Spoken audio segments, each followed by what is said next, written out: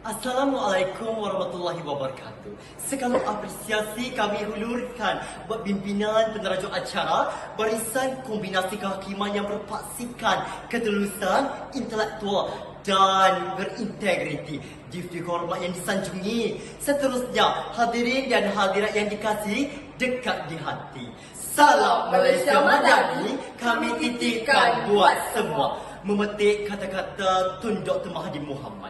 Dalam buah fikirannya ada menegaskan, jika ekonomi negara menjadi runtuh, apakah daya pendidikan dan kemahiran mampu menak aku ke arah norma baru? Justru, ayo kita sama-sama teliti mauduk pidato yang bakal kami sampaikan yang berbunyi TVET meningkatkan kemahiran murid. Tuntasnya definisi TVET meningkatkan kemahiran murid merupakan sistem pendidikan yang menyediakan latihan praktikal dan teori dalam bidang teknikal maupun bidang vokasional. TVET dapat membantu murid memperoleh kemahiran khusus seperti kemahiran mekanikal, teknologi maklumat, pertukangan dan kemahiran-kemahiran yang lain.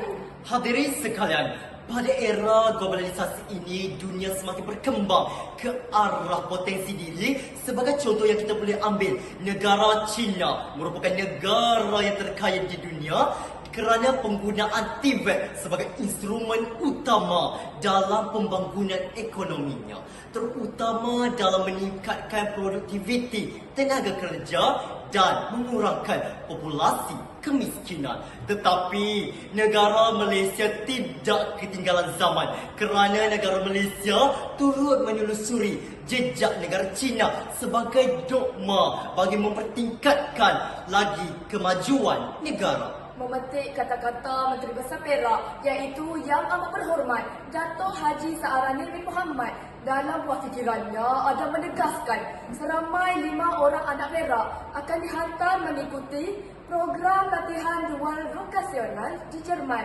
selama 3 tahun secara teori dan praktikal disyarikat dengan kerjasama Felkra Education Services Sendirian Berhad dan Study Germany.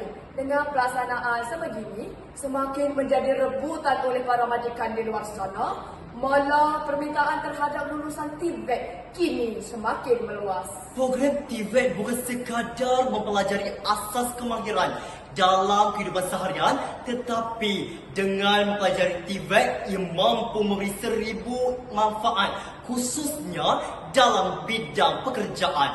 Bertitik tolak daripada itu, kita dapat melihat bahawa kesan terhadap TVET mampu mengubah nasib seseorang insan. Dengan adanya TVET ini, ia memberi peluang kepada murid yang enggan berminat terhadap bidang akademik. Saudara Dan saudari, jika tidak dipecahkan ruyuk, mana akan dapat sagunya? Ungkapan itu sudah menjelaskan bahawa jika tiada usaha, mustahil untuk kita mencapai matlamat yang kita inginkan. Seperti mana yang kita tahu bahawa kemajuan sesebuah negara berpunca dari kebijaksanaan pemimpin dalam mengatur setiap baik-baik yang dibina bagi memastikan rakyat jelata hidup dalam keadaan yang sempurna. Bak kata Mutiara, Jika tiada akal, maka pohon tidak dapat berdiri. Secara analisisnya, TVET mempunyai kelebihan yang tersirat, termasuklah kemahiran praktikal yang diperoleh oleh graduan TVET yang membolehkan mereka menguasai pengetahuan dan kemahiran teknikal yang membolehkan berbanding kelulusan akademik. Selain itu, TVET juga merangkumi pelbagai peringkat pengajian termasuk Sijil Kemahiran Malaysia, Diploma Kemahiran dan Ijazah Teknologi Kejuruteraan. Namun terdapat juga kelemahan TVET yang perlu diambil kira. Beberapa kelemahan pengurusan program TVET termasuk penilaian keberhasilan terhadap keberkesanan program TVET secara menyeluruh tidak dilaksanakan. Selain terdapat kelemahan pengurusan program itu dalam penyampaian dan akreditasi, perakuan akreditasi.